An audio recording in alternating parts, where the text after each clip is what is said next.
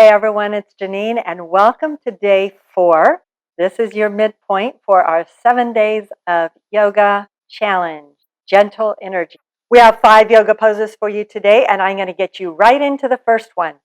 So grab your 2 blocks or something similar for Supta Matsayasana or supported fish pose.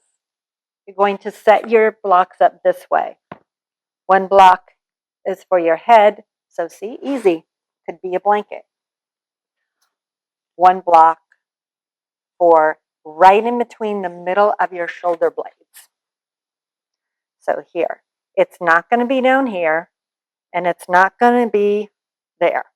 The first things people do is forget that they have a neck and they go like that. So make sure you have space for your neck and then sit in front of your blocks with your legs stretched out. Press down through the hands. Inhale, lift the chest.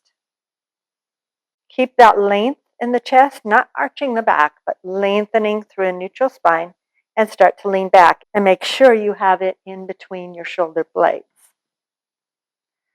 And then once you've come down, then externally rotate the arms and rest. From here, gently close your eyes and let your breath flow in and out through your nose. Let yourself transition from wherever you are coming from. Draw your attention to your heart center. Imagine that you could feel love flowing into the heart and out of the heart. How big is that circle? Can you expand it? What are your boundaries? What are you willing to let go of to expand this flow? If this is bothering your low back, you may have arched your back when you came down.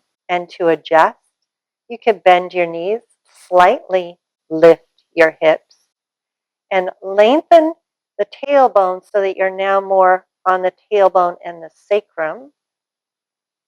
But there's still space in between the low back and the floor. And then try straightening the legs one at a time and see if that works. If it doesn't, you can always keep the legs bent. So this is you breathing spaciousness into any tight areas that you're noticing here. Another thing that can happen is the chin can lift up because we're tight in the shoulders. So see if it's available to you to extend through the crown of the head. Let the chin drop just a little bit more. If that doesn't work, you can always prop your head up a little higher. To come out, bend your knees and roll onto your right side. Take a breath here.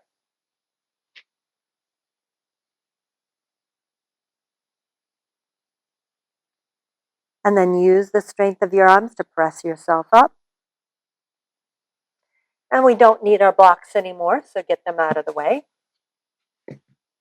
Come to all fours.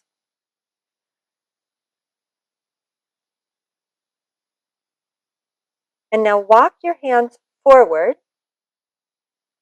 We have puppy pose and anahata asana. Both, you take your hands forward of your shoulders. And as you press down through the hands and lift up through the arm bones, you pull the chest through, and just to whatever degree works for you. The hips stay over the knees. And then walk over to the right and get a nice little side stretch here. And back to center. And over to the left.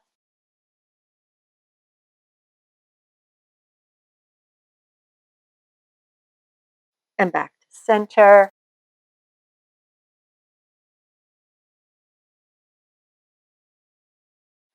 This time, take your hips forward so that you can come onto your forearms. And we're going into number 3, Sphinx pose. So take your legs back one at a time and find your elbows in line with your shoulders. You might need to bring them forward a little more. Lengthen from hip bones to armpits, and you can come onto the tops of your feet now. And then, once you've lengthened, then bring the bottom tips of your shoulder blades together, broaden across the collarbones, and lift your chest. So you can use your forearms pressing down and pulling back behind you to go deeper. You can also use your pubic bone pulling forward and up, thigh bones pressing down, all of that action pressing down to lift more through the chest and broaden more through the chest. So the heart doesn't have to do everything all by itself. It's got partners.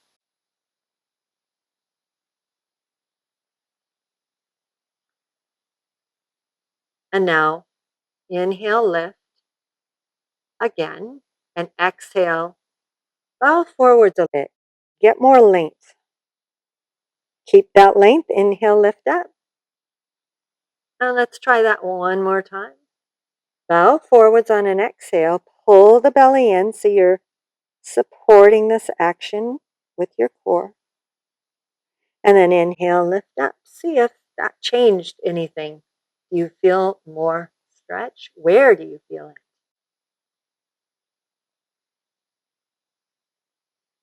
And from here, lower down. And then press up with your hands onto your knees. Tuck your toes under. Knees are hip bone width apart. We're going into Ustrasana, camel pose, but we're not doing the full pose. We would need to warm up a lot more for that. So instead, we're using it as the gentlest of back bends. For support, place your hands to your low back, fingers facing down. And then from there, swing the elbows in towards each other, and that will allow the chest to open. Notice when you bring your elbows forward, shoulders roll forward, bring elbows in and back. Bottom tips of the shoulder blades, draw them together. Lift the heart, the broadening through the upper back, the tops of the shoulders. And then from there, close your eyes. Imagine a long string from the tailbone to the crown of the head. Keep that string taut as you start to lean up and back, lifting the heart, hips over knees, chest lifting, throat open, head goes straight back.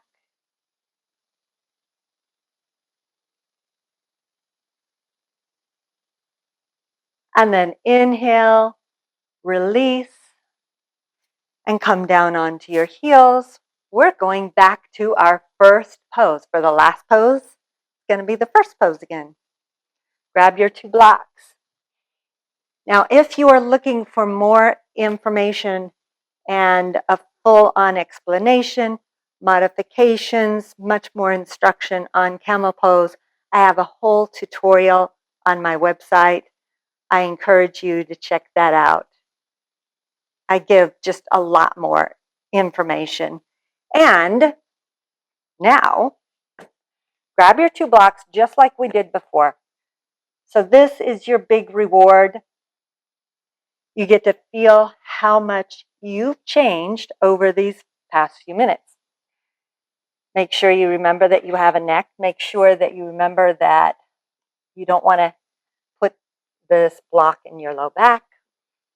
And then sit in Dandasana, staff pose, in front of your blocks. Press down through the thighs, inhale, lift the chest, and then keep the length and lift up and back. Gently. Adjust as you need to. Palms face up, and gently close your eyes. Let yourself luxuriate in the new places that feel more at ease and open.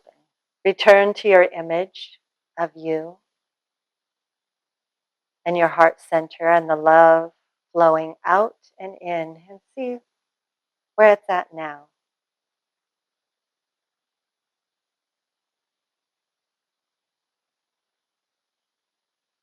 allowing it to be what it is, letting it just flow a little bit more freely. As you continue here, I invite you to think about how you want to take this newfound sense of open-heartedness with you throughout the rest of your day. You may stay here as long as you like.